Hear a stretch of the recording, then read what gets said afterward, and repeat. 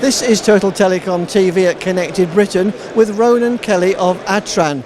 Ronan, thanks for talking to us today. Isn't it wonderful to hear such a hubbub of activity at a show like this? So much energy in the room, it's unbelievable, it's palatable. Absolutely fantastic. I wanted to ask you firstly about the key drivers behind this accelerated rollout of XGS-PON. I suppose there's multiple drivers, Brian. I think fundamentally competitive forces is one of the key drivers behind it all. Adtran, as you know, kind of catalysed the conversion of the industry here in the UK over towards XGS-PON, where we started to enable some of the challenger operators who were trying to differentiate themselves, particularly on the headline speed. They wanted to come in much higher than what was available in the market at that point in time. So we enabled a number of the altnets to get started with XGS-PON at a price point where arguably it was prohibitively expensive. But we knew within Adtran, we had the vision that it was going to come down the cost curve as the volumes continued to increase. So we focused on enabling those operators to get started, and what we saw very quickly was the momentum began to build. All the other operators that were coming out of the traps, they all look at each other. It's a competitive landscape, and they were looking at, what's this guy doing, what's that guy doing, to the point now where we've seen, even at the tier 1 operator level, where the tier 1 operators in the UK are all now looking at XGS-PON and working out their plans to introduce that into the marketplace as well. So I think without question, first of all, the UK market itself is fortunate in one sense that because it was late to adopt fibre, it was able to leapfrog the original de facto design in fibre networks with regard to GPON and go straight to XGS-PON. So I think most of the operator community is quite blessed with that they've been able to start with a clean slate from the very, very beginning. And what do you think will come next? I mean, what should operators be already thinking about? There's a lot of debate. I spoke about this during my talk here at the conference. There's a lot of debate with regard to what they need to do next. If we look at what's been worked on within the standards, there's a new standard that's just been ratified within the ITU, who define, the GPON and the XGS-PON standards, and that's called G.HSP.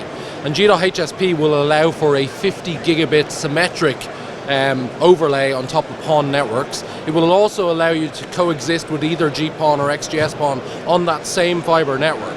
So as a logical upgrade step, we believe that's very much going to be the one that comes into play.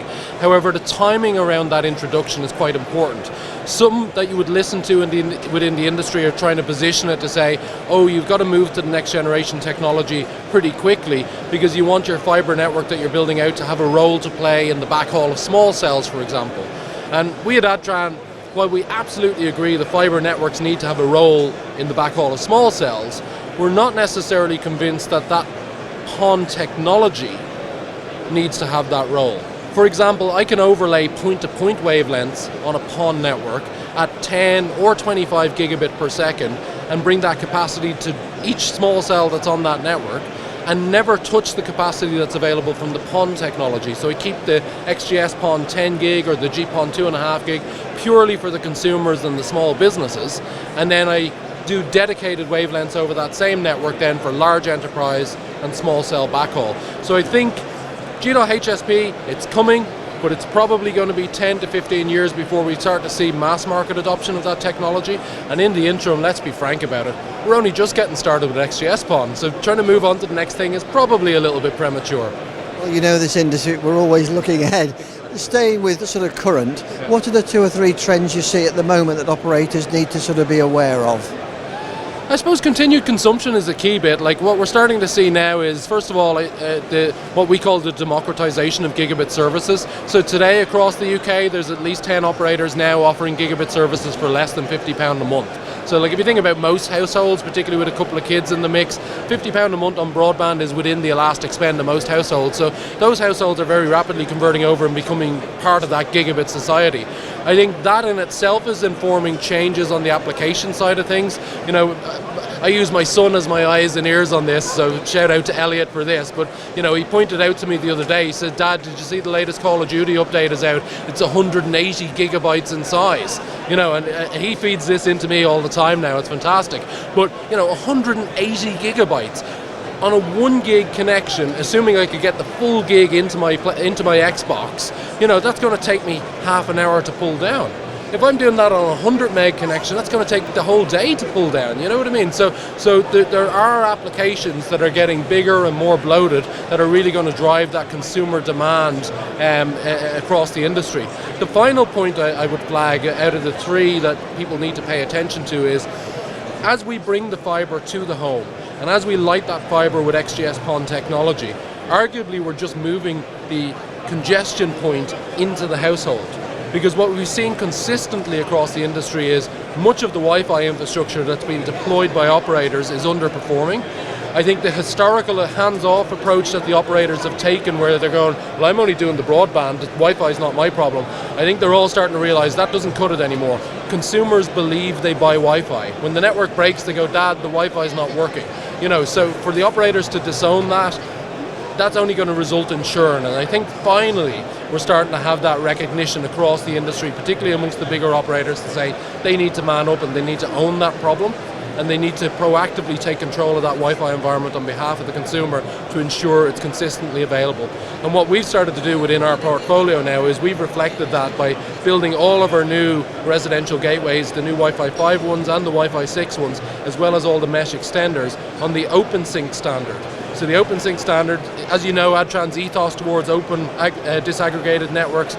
In the in-home approach, we're trying to take a similar approach where we move with OpenSync, so that way operators can deploy our hardware and take a third-party management solution to layer on top to optimize the fine-tuning of that Wi-Fi environment. So we've partnered, for example, with Plume Networks today, but in the future, any other software, cloud-based, optimized organization that's building to the OpenSync standard could be applied onto our hardware as well.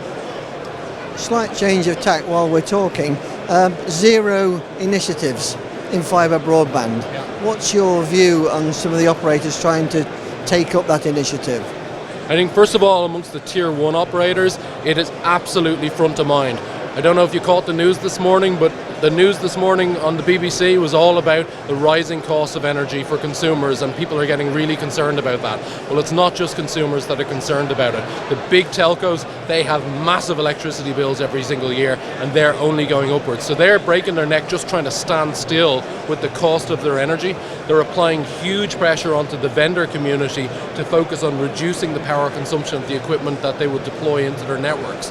Now, thankfully, with the open disaggregated architecture that we've taken advantage of, we no longer have a dependency on a backplane interoperability. So when we're thinking about taking on board the next generation chipsets that we would deploy in our equipment, the only consideration we have to give is, does this thing work with Ethernet? Because our new backplane, our disaggregated backplane, is an Ethernet spine architecture.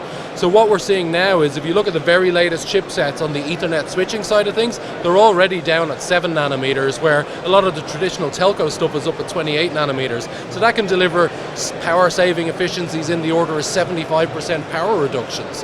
This is now starting to make its way into the PON technologies, where some of the leading PON chipset vendors are working on the chips that they will use to deliver G.HSP, the 50 gig PON, as well as higher density XGS-PON, and again they're targeting that 7 nanometer technology. So that's going to allow us to really help those operators bring down that power cost into the future.